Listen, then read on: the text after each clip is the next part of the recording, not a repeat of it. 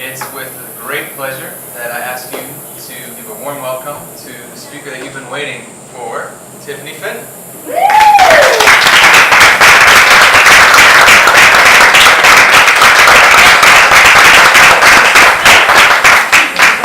It's so great to be here in beautiful Costa Rica. Thank you so much for coming. I have a question for all of you. How many of you, when you're getting ready for bed at night, and you're changing and you're starting to relax, you start making mental lists. Lists of everything that you have to do tomorrow. You start thinking, I have this class at 10 a.m., I have to go and meet this person, I have lunch here, I have to make this call. If that's you, raise your hand. Right? Now keep your hand up if you make those lists because you just assume you're going to wake up tomorrow.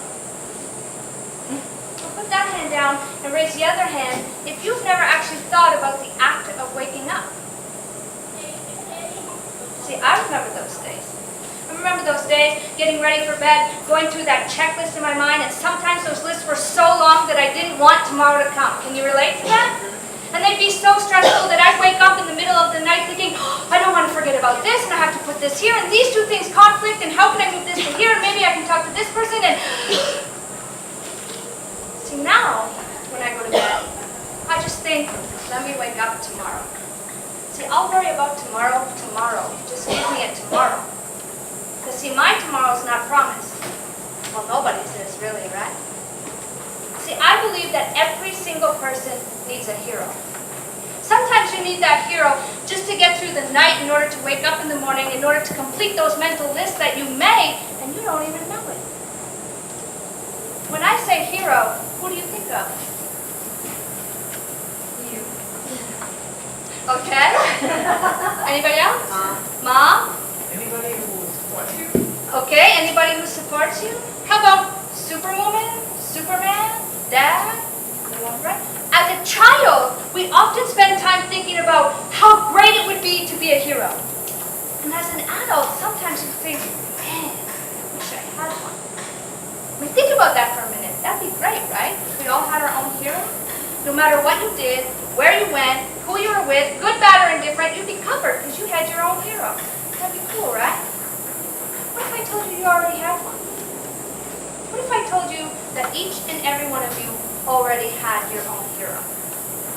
Your hero within. See, I have my hero within. She has saved me on numerous occasions, and she's what gets me through my every day. Is it okay with you guys if I share my story? Yeah? Thank you. See, I've been through some things in my life. Who hasn't? I grew up very, very poor where there was too much month at the end of the money. My mom was a single mom. 4, I was the baby. We lived in northern Canada, and so winters were pretty brutal. And so we would sit there and put on our wool socks and our snow pants and our jackets and our mitts and our hats and our scarves, and we would all get in the same bed in order to have body heat to get through the night. Because see, my mom ran out of money at the end of the month, so she couldn't buy the gas that she needed in order to heat our trailer. For most of my childhood, I was very abused in every way possible, most of the times with a gun to my head from my alcoholic stepfather. And so by the age of 13, I turned to street drugs, and I became very, very addicted.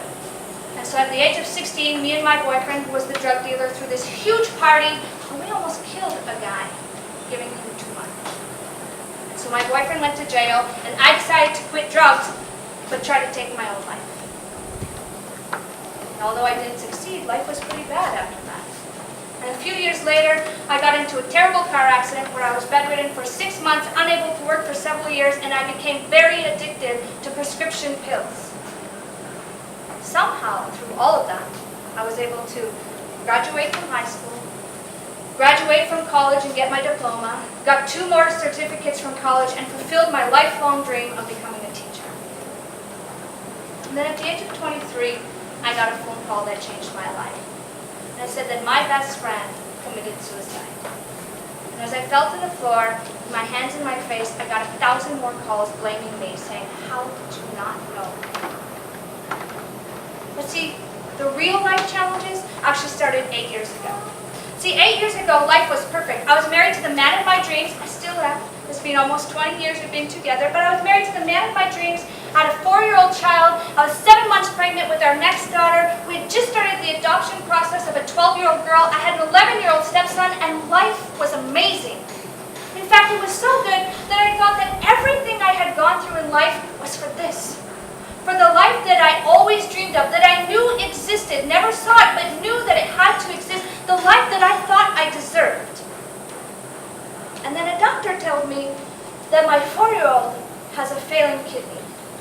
And 2 weeks later, I was told that I have cancer.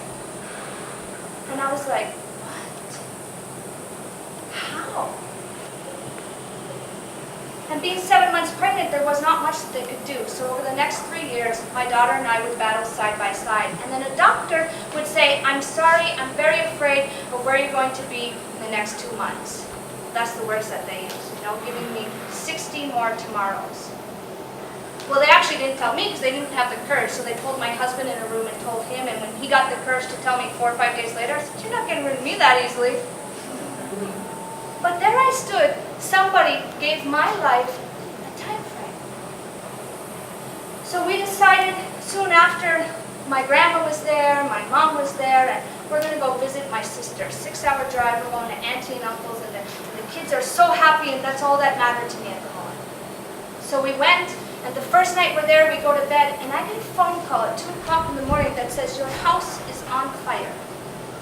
And it turns out that it was one of the largest house fires in the entire area. Everything burnt to the ground, all the bricks, all the photos, not a single memento of my best friend, nothing. And soon thereafter, the doctor says, I'm sorry, but your daughter's losing her battle and she needs to have surgery. And I'm thinking, what did I do? I start questioning everything I've ever said, ever done, ever thought, because what did I do? Then some miracles happened. See, my daughter had her surgery, and the surgery went so well that even the doctors couldn't really explain it. And on January 18, 2012, I officially became cancer-free.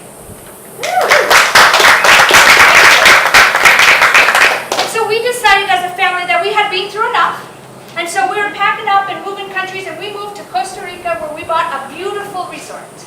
And on January 18th, 2014, we threw a huge party because I was 2 years cancer-free, right? But ladies and gentlemen, 2 days later, I almost died.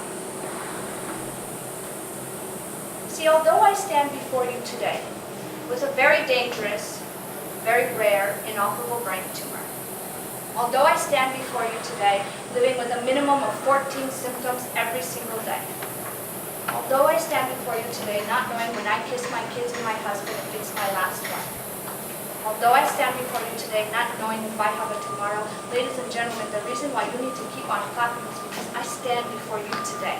That's right. I stand before you today because I found my hero within. I made a choice. I understand that I didn't come this far just to come this far. And at the end of every single day, I need to ask myself a question. Is the fight I'm fighting worth it? Is the fight that you're fighting worth it? It doesn't matter what the fight is, whether it's financial problems, relationships, health. I've been there. I've been at that moment where I'm looking at death in the face.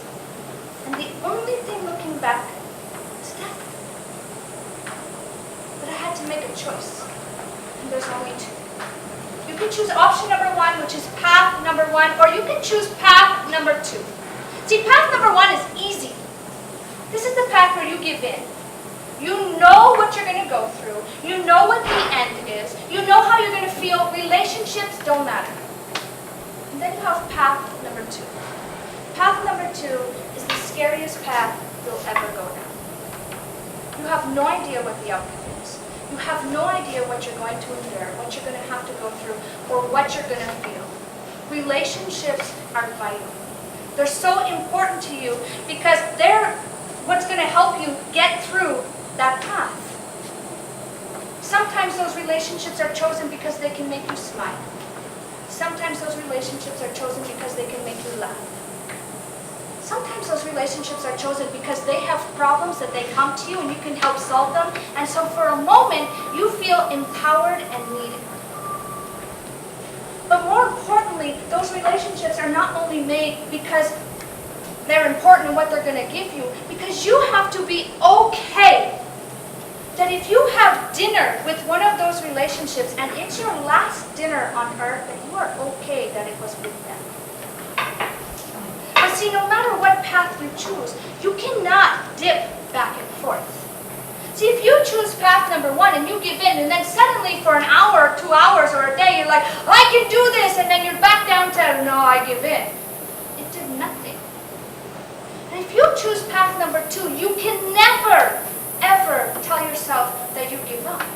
You can never give up, because the minute that you dip into path number one, in order to get to path number two, you have to start from the beginning again, and by then, it's usually too late.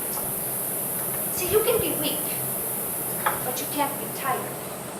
See, I'm not afraid to say that I have my weak moments. I cry myself to sleep at least 3 nights a week because my leg pain is so great. I'm not afraid to say that I have my weak moments where I cry in my husband's arms because I don't want to be sick in it. But I'm not tired. I'm not tired of kissing my kids. I'm not tired of having my tomorrow. I'm not tired of fighting. See, I had to think about everything. I had to think about my sisters not having their baby sister.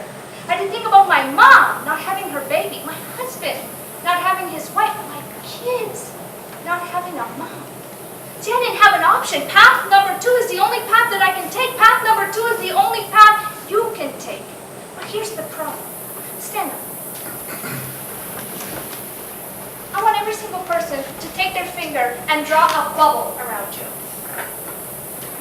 And at the top of this bubble, I want you to write, my life. And within this bubble, you have a whole bunch of dots that represent your life. Now, I call them blips, so today we're going to go with Tiffany language, and we're going with blips, okay? So every single thing in your life is represented in a blip in this bubble. Okay, so if you have 1 child, 1 blip. 2 children, 2 blips. 3 children, 3 blips. Mom, dad, grandma, cousins, aunts, uncles, blip, blip, blip, blip, blip. Every vacation you've ever been on, blips. Every place you've ever lived, blip. Any relationship you've ever had, blips. So I want you to just take a minute and think about your life and how many blips are in your bubble that represent you and your life.